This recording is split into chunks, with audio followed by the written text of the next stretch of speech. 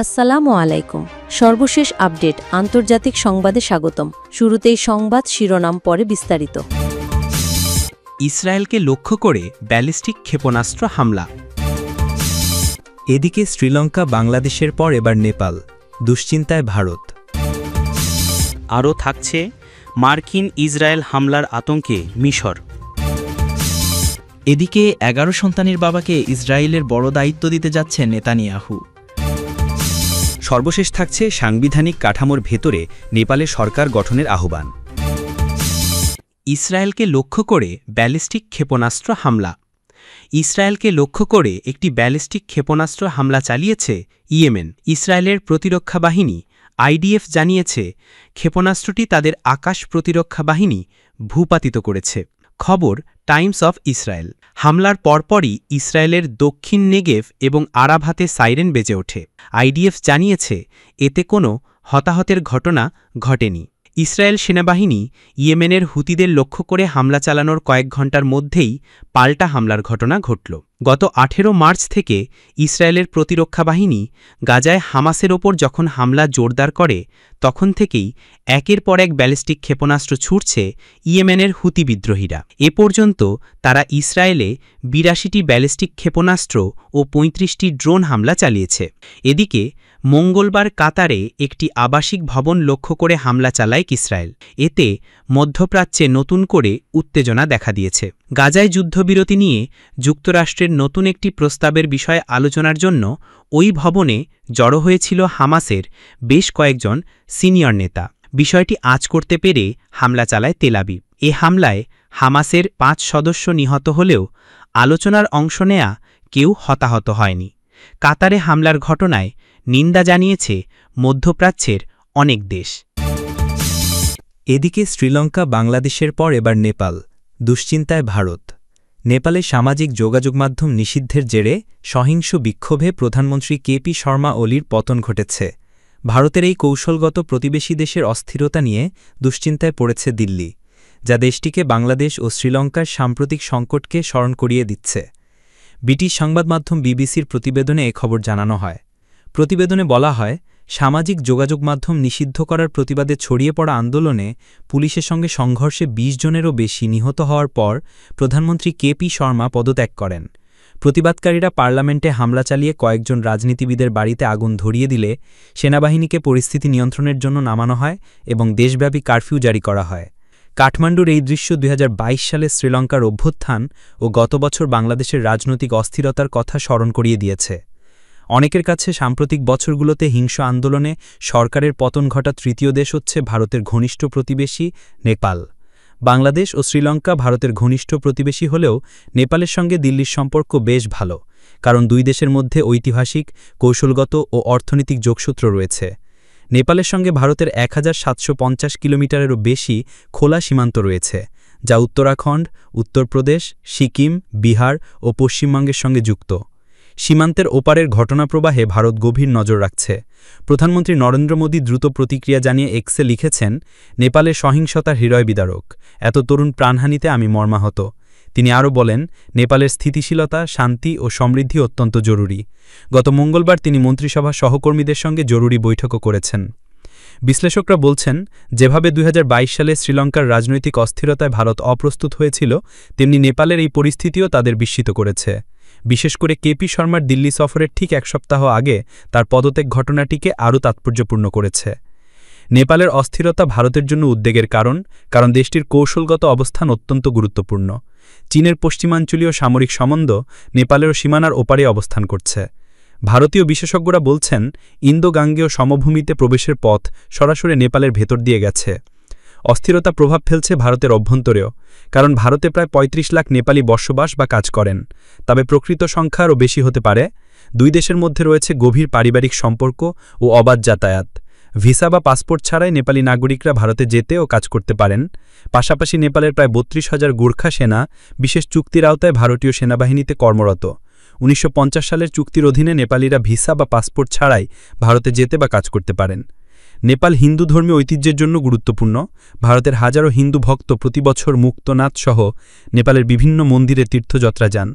ভারতের সঙ্গে নেপালের বার্ষিক বাণিজ্যের পরিমাণ $8.5 বিলিয়ন, মূলত কাঠমান্ডু তেল ও খাদ্যপণ্যের জন্য ব্যাপকভাবে ভারতের ওপর নির্ভরশীল। বিশ্লেষকরা মনে করছেন নতুন সরকার বা নেতৃত্বে কে আসবে তা এখনও স্পষ্ট নয়। ভারতকে খুব সাবধানী কূটনীতিক পদক্ষেপ নিতে হবে যাতে শ্রীলঙ্কা বা বাংলাদেশের মতো আরেকটি পরিস্থিতি তৈরি না হয়। নেপাল ও ভারতের মধ্যে অতীতে সীমান্ত নিয়ে দ্বন্দ্ব ছিল। 2019 সালে ভারতের মানচিত্রে নেপাল দাবি করা এলাকা যুক্ত হয়, বিরোধ তীব্র হয়। পরে নেপাল নিজস্ব মানচিত্র প্রকাশ করে। ভারত ও চীন সম্প্রতি বিতর্কিত সীমান্তের এক পয়েন্টে বাণিজ্য পুনরায় শুরু করেছে, যা নিয়েও নেপালের আপত্তি রয়েছে। জওহরলাল নেহরু বিশ্ববিদ্যালয়ের অধ্যাপক সঙ্গীতা থাপলিয়াল বলেন, নেপালে তরুণদের জন্য সুযোগ কম। ভারত যদি বেশি ফেলোশিপ ও কর্মসংস্থানের সুযোগ দেয় তাহলে তা ইতিবাচক প্রভাব ফেলতে পারে। দক্ষিণ এশীয় আঞ্চলিক সহযোগিতা সংস্থা কার্যত অচল হয়ে পড়ায় প্রতিবেশী অঞ্চলে একের পর এক রাজনৈতিক অস্থিরতা সামলানো ভারতের জন্য বড় চ্যালেঞ্জ হয়ে দাঁড়িয়েছে। ভারতীয় বিশেষজ্ঞ মেহতা বলেন, ভারত বড় শক্তি হওয়ার স্বপ্ন দেখছে, কিন্তু সেটি অর্জন করতে হলে আগে নিরাপদ ও স্থিতিশীল প্রতিবেশ নিশ্চিত করতে হবে। আরও থাকছে মার্কিন ইসরায়েল হামলার আতঙ্কে মিশর। ফিলিস্তিনি স্বাধীনতাকামী গোষ্ঠীর নেতাদের লক্ষ্য করে কাতারে হামলা চালিয়েছে ইসরায়েল। একই ধরনের হামলার আশঙ্কায় আতঙ্কে ভুগছে মিশর। তবে সমানতালে প্রস্তুতিও নিচ্ছে দেশটি। মিশর বলেছে, হামলা হলে শত্রুদের পরিণতি হবে ভয়াবহ। মিশর আমেরিকাকে সতর্ক করে জানিয়েছে, তার মাটিতে হামাস নেতাদের লক্ষ্যবস্তুতে আঘাত করলে প্রতিপক্ষকে বিধ্বংসী পরিণতি ভোগ করতে হবে। লেবাননের দৈনিক আল আখবার তাদের সূত্রের বরাত দিয়ে জানিয়েছে, কায়রো আমেরিকানদের কাছে স্পষ্ট করে একটি বার্তা পাঠিয়েছে। তাতে বলেছে, কাতারে ইসরায়েলের পদক্ষেপের মতো মিশরে হামাস কর্মকর্তাদের উপর হামলার যে কোনো প্রচেষ্টার ভয়াবহ পরিণতি হবে। প্রতিবেদন অনুসারে মিশর হামাস সহ গাজা ভিত্তিক সশস্ত্র গোষ্ঠীর নেতাদের আশ্রয় দেওয়ার এবং তাদের ভূখণ্ডে থাকাকালীন তাদের সুরক্ষা প্রদানের জন্য প্রতিশ্রুতিবদ্ধ। মিশরের আশ্রয়ে থাকাকালীন ওই নেতাদের উপর কোনো আক্রমণ সহ্য করা হবে না। কাতারের রাজধানী দোহায় ইসরায়েলের হামলার পর ভারতের প্রধানমন্ত্রী নরেন্দ্র মোদী কাতারের আমির Sheikh Tamim bin Hamad Al থানির সঙ্গে টেলিফোনে কথা বলেছেন। এতে তিনি ওই হামলার তীব্র নিন্দা জানান। বুধবার 10 সেপ্টেম্বর এক প্রতিবেদনে এ তথ্য জানিয়েছে এনডিটিভি। ওই ফোনালাপে নরেন্দ্র মোদী দোহায় ইসরায়েলের হামলা নিয়ে গভীর উদ্বেগ প্রকাশের পাশাপাশি কাতারের সার্বভৌমত্ব লঙ্ঘনের নিন্দা জানান। এক্স পোস্টে মোদী বলেন, উত্তেজনা এড়াতে আমরা সমস্যা সমাধানে কূটনৈতিক আলোচনাকে সমর্থন করি। মধ্যপ্রাচ্যে শান্তি ও স্থিতিশীলতা প্রতিষ্ঠায় এবং সন্ত্রাসবাদের বিরুদ্ধে শক্ত অবস্থানে রয়েছে ভারত। এছাড়া প্রতিদিন নতুন নতুন দেশ কাতারে হামলার নিন্দা ও প্রতিবাদ জানাচ্ছে। দেশগুলো বলছে, এ ধরনের আন্তর্জাতিক আইন লঙ্ঘন বিশ্বকে করুণ পরিণতির দিকে ঠেলে দেবে। এদিকে 11 সন্তানের বাবাকে ইসরায়েলের বড় দায়িত্ব দিতে যাচ্ছেন নেতানিয়াহু। প্রধানমন্ত্রী বেনিয়ামিন নেতানিয়াহু শিনভেট নিরাপত্তা সংস্থার পরবর্তী প্রধান হিসেবে মেজর জেনারেল ডেভিড জিনিকে বেছে নিচ্ছেন। সুপ্রিম কোর্টের সাবেক সভাপতি আশেক গ্রুনিসের নেতৃত্বে সিনিয়র অ্যাপয়েন্টমেন্টস অ্যাডভাইজরি কমিটিকে তিনি বিষয়টি জানিয়েছেন। 11 সন্তানের জনক জিনি আইডিএফ ট্রেনিং কমান্ড এবং জেনারেল স্টাফ কর্পসের প্রধান হিসেবে দায়িত্ব পালন করেছেন। তিনি সেনাবাহিনীতে হারেদি সৈন্যদের নিয়োগের অগ্রগতির জন্য দায়িত্ব পালন করেছেন। তিনি তার স্ববর্ণিত মসিহানিক দৃষ্টিভঙ্গির কারণে একজন বিতর্কিত ব্যক্তিত্ব।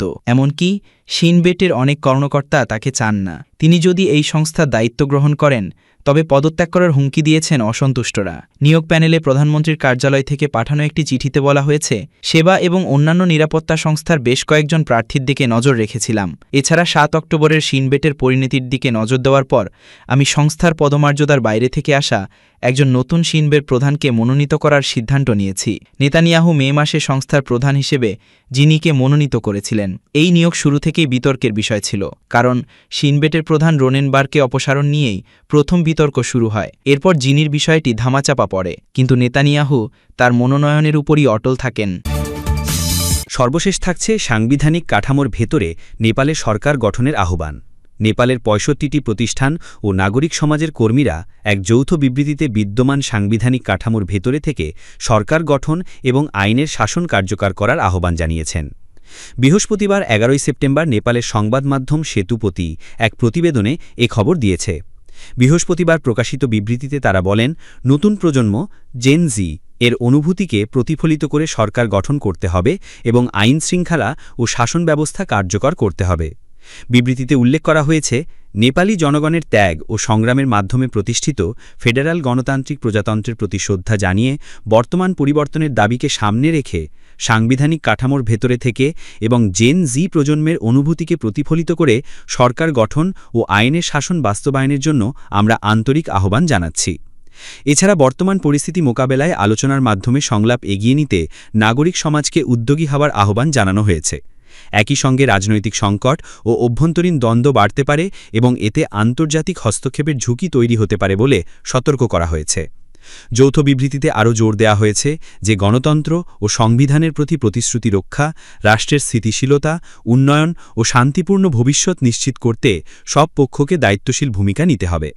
স্বাক্ষরকারী প্রতিষ্ঠান ও নাগরিক সমাজ কর্মীর তালিকা যৌথ বিবৃতিতে স্বাক্ষর করেছে national civil society forum, democratic forum of Nepal, democratic youth alliance, Nepalese federalist forum এবং নেপালিজ সিভিল সোসাইটি অ্যালায়েন্স। এর পাশাপাশি এতে যুক্ত হয়েছে বিভিন্ন আইনজীবী সংগঠন, মানবাধিকার সংগঠন, সামাজিক সংগঠন, চিকিৎসক ও স্বাস্থ্যকর্মী সংগঠন, শিক্ষক ও শিক্ষাবিদ সংগঠন, জানবাদিক সমাজ, শিল্পী ও সাহিত্য সংগঠন, পেশাজীবী সংগঠন এবং স্থানীয় স্তরের নাগরিক সমাজের প্রতিনিধি। বিবৃতিতে আরও সংহতি জানিয়েছেন সাবেক প্রশাসনিক কর্মকর্তা, গণতান্ত্রিক আন্দোলনের কর্মী, গবেষক ও বিশ্লেষক, সাংস্কৃতিক কর্মী ও নতুন প্রজন্মের প্রতিনিধি। এছাড়া পরিবেশ ও জলবায়ু ন্যায় বিচার নেটওয়ার্ক, কৃষক ও শ্রমিক সংগঠন, স্থানীয় উন্নয়নমূলক সংগঠন, নারী সংগঠন, বিভিন্ন পেশাগত ইউনিয়ন ও শ্রমিক সমিতি, শিল্প ও সাংস্কৃতিক প্ল্যাটফর্ম, গণতান্ত্রিক স্বেচ্ছাসেবক সংগঠন, শান্তি ও পুনর্মিলন ফোরাম, মানবাধিকার রক্ষায় সক্রিয় অ্যাডভোকেসি গ্রুপ, স্থানীয় সম্প্রদায়ভিত্তিক সংগঠন এবং প্রবাসী নেপালি সমাজের প্রতিনিধিরাও এই বিবৃতিতে অংশ নিয়েছেন।